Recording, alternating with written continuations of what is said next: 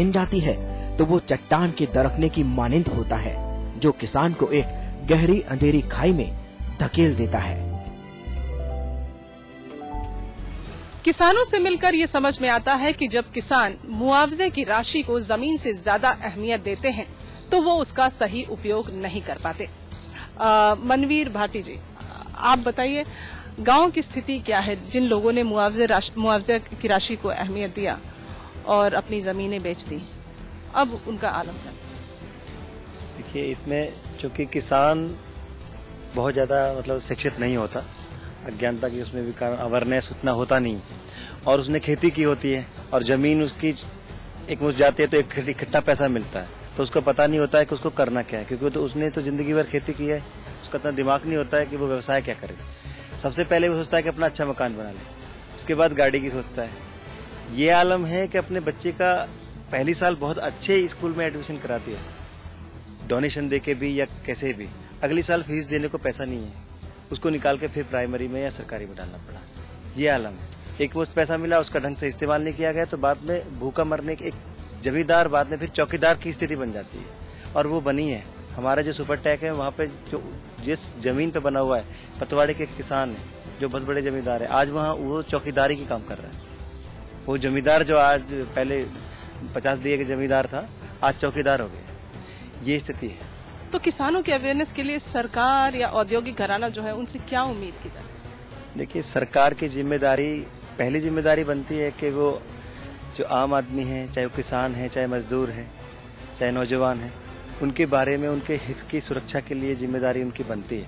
और जिस किसान की जमीन चली गई तो उनकी पहली जिम्मेदारी बनती है कि उसकी जमीन उससे चली गई तो अब उसको इस बात के लिए कोई कार्यक्रम चला जाए कि इस पैसे का वो अपने आने वाले भविष्य के बच्चों के भविष्य के लिए उसको सही इस्तेमाल कर सके। ये सरकार की जिम्मेदारी बनती है। औद्योगिक घराने की बात बनती है, वो अब सवाल यही है कि वो भी अपनी जिम्मेदारी, औद्योगिक घराने तो अपनी जिम्मेदारी पे है नहीं, तो सही मायने में उनको भी, और जो संगठन है, जो सामाजिक संगठन है, चाहे वो किसान संगठन है या और एनजीओ वगैरह, उनको भी एक इस ओर ध्यान देना चाहिए और पहल करके गांव-गांव में इस बात की शुरुआत करनी चाहिए कि इस पैसे को सही जगह लगाया जाए, जिससे कि ये पैसा और मतलब व्यर्थ ना हो और उनकी जो पीढ़ी है वो भूखे मरने की स्थिति में ना जाए। किसानों के लिए एक बहुत बड़ी समस्या ये भी है कि जब तक उनके पास जमीन होती है, समाज सम्मान की निगाह से देखता है, उसे मालिक होने का दंभ होता है। जमीन का होना हैसियत तय करता है।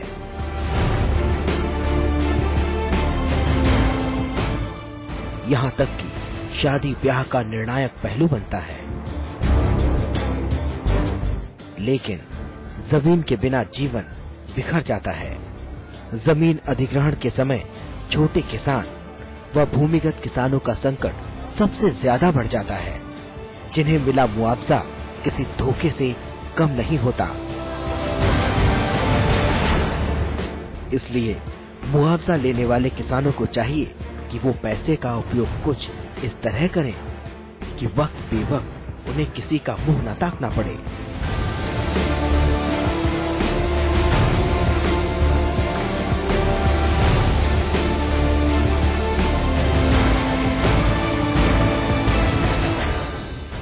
पैसे को अपनी ताकत बनाएं, ना कि बड़ी कोठियां, बड़ी गाड़ियां और असलहों की भेंट चढ़ा दें। ग्रेटर नोएडा में ही कई किसान ऐसे हैं जिन्होंने पैसे का सही इस्तेमाल नहीं किया।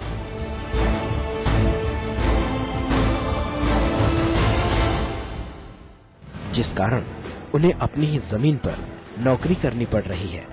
हमारा गुजारा चल ही नहीं रहा बिल्कुल भी। हम परेशान हैं।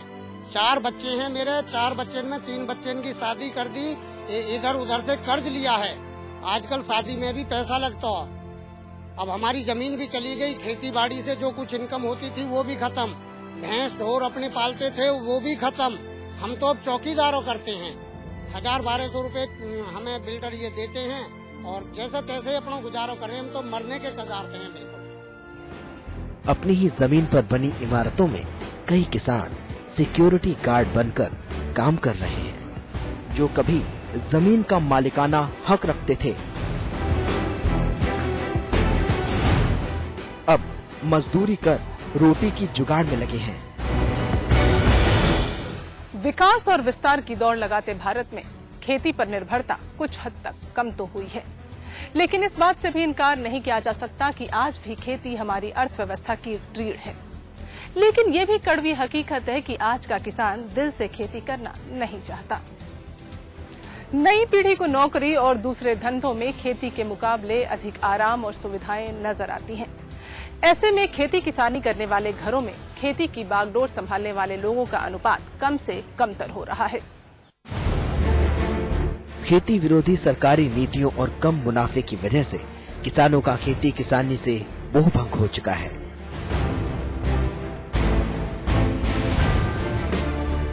खेती किसानी से ऊबे और उकताए किसानों को आज शायद इसलिए ऊंचे दामों में जमीन बेचना अधिक मुफीद सौदा लग रहा है। विकास परियोजनाओं से होने वाले विकास की स्टडी करने वाले वॉल्टर फर्नांडिस के अनुसार आजादी के बाद से 3 करोड़ से अधिक लोग विभिन्न परियोजनाओं के कारण कृषि भूमि से विस्थापित हुए हैं। और अफसोसजनक पहलू ये है कि उनमें से मात्र 25% का ही पुनर्वास हो पाया है। बाकी विस्थापित आज भी समुचित पुनर्वास और रोजगार के लिए आंदोलन कर रहे हैं। किसानों के हक में जो आंदोलन और आवाजें उठी हैं, उन सब की कोशिश किसानों को अधिक से अधिक मुआवजा दिलवाना ही है। किसानों के सामने एक ओर कर्ज और नुकसान वाली खेती है, तो दूसरी तरफ नोटों की गड्डियां। अनायास आए पैसे के सही इस्तेमाल से ही एक हद तक इस जंग को जीता जा सकता है। ये है देशराज भाटी। ये भी उस घड़ी को कोस रहे हैं जब इन्हें अपनी जमीन कौड़ियों के दाम बेचनी पड़ी।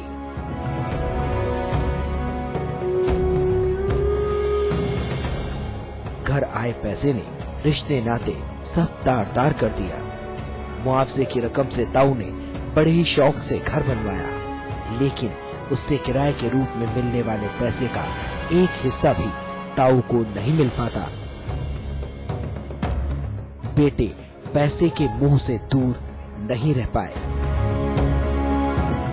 जब हमें पैसा नहीं मिला, हमें बड़ी इकसाई समझदारी औलाद होगी गलत, न बाप समझे न बेटा समझे, वाहियात हो गए, पैसा रहे न एक भी। मेरे एक लड़का वाहियात हो रहा, 2 मकान बनाए, हल्द्वानी मोड़ बनाए, इतना किराया हुआ 20-21 रुपया। 20 में तो कुछ भी नहीं, परिवार है, पोते हमारे, पड़ोते भी हैं हमारे, 4 पीढ़ी होली। तो हम तो गुजारा भी खाने को न हो, दूध की नाज के सब्जी की पूर्ति नहीं होती, महंगाई 3 पोती हो रही है, ब्याह के योग शादी के योग, पैसा है ही नहीं। तमाम गाँव को जितनी भी लंढेर है बेकाबू हो रही है। कभी बेहद खुशहाल परिवार देख निहाल होने वाली ये बूढ़ी आंखें अब बर्बादी का मंजर देख रही हैं। पैसे की चमक ने खून के रिश्ते को भी धुंधला कर दिया है।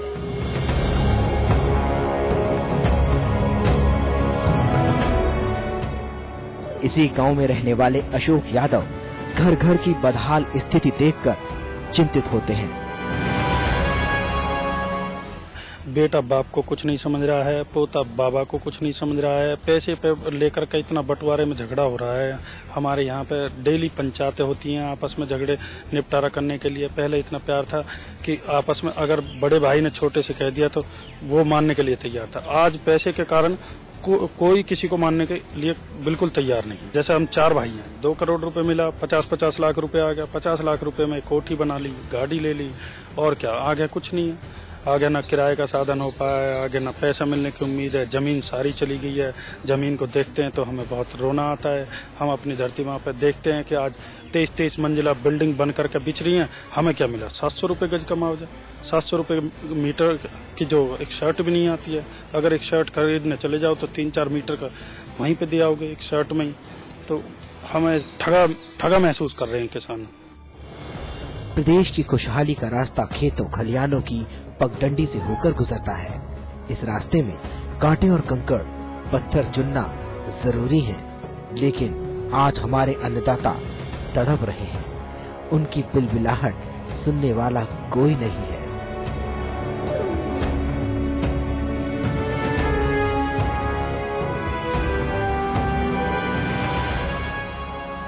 मुआवजे की रकम के दुरुपयोग ने कई किसान परिवारों की खुशियां छीन ली हैं।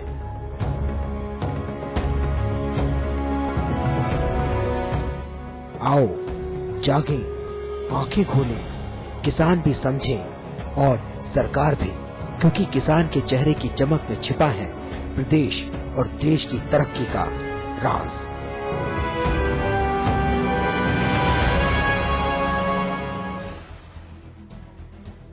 मुआवजे में मिली मोटी रकम गंवा चुके किसान आज बेबसी के दौर से गुजर रहे हैं।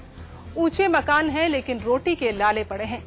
क्या ये बेहतर नहीं होगा कि जब किसानों से जमीन ली जाए तो संबंधित औद्योगिक घराना या फिर सरकार उनके लिए एक ओरिएंटेशन प्रोग्राम चलाए ताकि किसान पैसे के बेहतर इस्तेमाल को समझ सके। आपको जागोरे का ये एपिसोड कैसा लगा हमें जरूर बताएं। अगले हफ्ते हम फिर मिलेंगे आपसे एक नए मुद्दे के साथ। तब तक के लिए नमस्कार।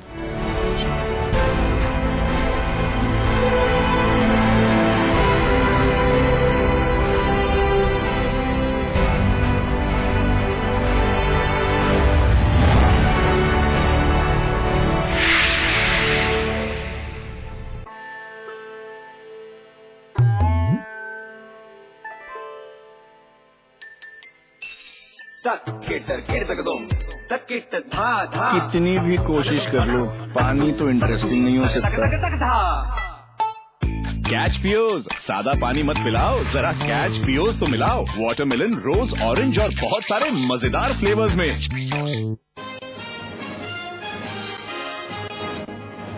मथुरा में फिर मची मंदिर में भगदड़। राधा रानी मंदिर में भगदड़ से 2 श्रद्धालुओं की मौत, कई गंभीर रूप से घायल।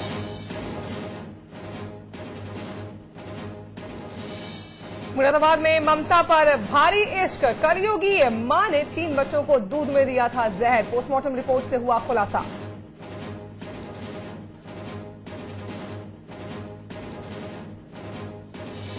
नोएडा में बिल्डरों के खिलाफ फिर सड़क पर उतरे किसान। बड़े मुआवजे की मांग को लेकर कई सेक्टर्स में काम रुकवाया। बायस ने भी बिल्डर्स की मनमानी के खिलाफ किया प्रदर्शन।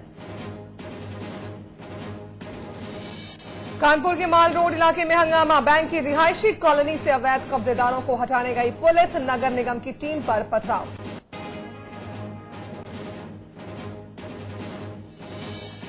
शामली में बेटी के लापता होने से हताश पिता ने किया आत्मदाह। पुलिस को पहले ही दी थी आत्मदाह की चेतावनी।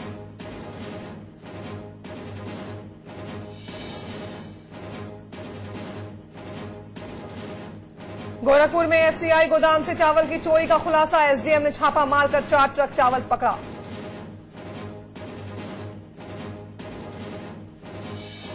इटावा में मिट्टी का टीला ढहने से 4 लड़कियां मिट्टी में दबी। 1 लड़की की मौत, 3 घायल।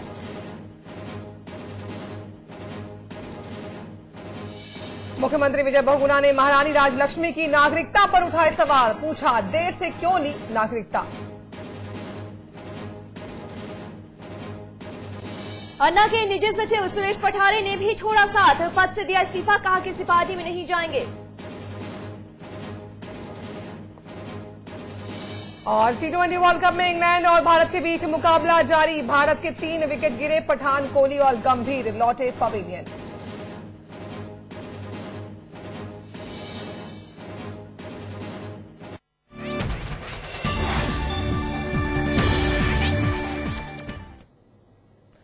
नमस्कार, आप देख रहे हैं समाचार प्लस। आपके साथ मैं हूं नूरी कायनात और मैं हूं रीना खान। शुरुआत करेंगे बड़ी खबर के साथ और बड़ी खबर आ रही है नोएडा से।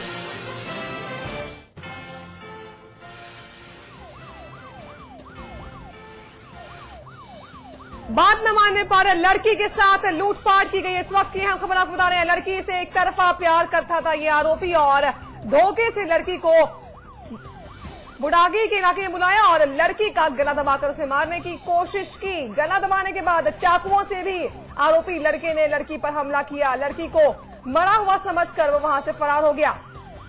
लड़की से जेवर, मोबाइल और स्कूटी लूट कर यह आरोपी शख्स फरार हो गया। राहगीरों ने घायल लड़की को अस्पताल पहुंचाया। आप अस्पताल की तस्वीरें देख रहे हैं इस वक्त टीवी स्क्रीन पर, जहां पर एक लड़की से एक तरफा प्यार करता था आरोपी शख्स और लड़की ने जब उसकी बात नहीं मानी तो शख्स ने उसे बहाने से बुलाया और उसके जेवर, मोबाइल फोन, स्कूटी लूट कर उस पर हमला कर उसे मरा हुआ समझकर छोड़कर फरार हो गया। रविंद्र जैन हमारे संवाददाता हमारे साथ जुड़ चुके हैं ज्यादा जानकारी के लिए। रविंद्र, क्या है पूरा मामला, विस्तार से बताएं। जी न्यूज़ बताना चाहूँगा, ये घटना जो थी, ये मामला था गाजियाबाद का। गाजियाबाद में एक लड़का और लड़की जो है एक पार्टी में मिले थे, एक प्रोग्राम में मिले थे। तभी से एक लड़का एक लड़की को जो है मतलब चाहने लगा।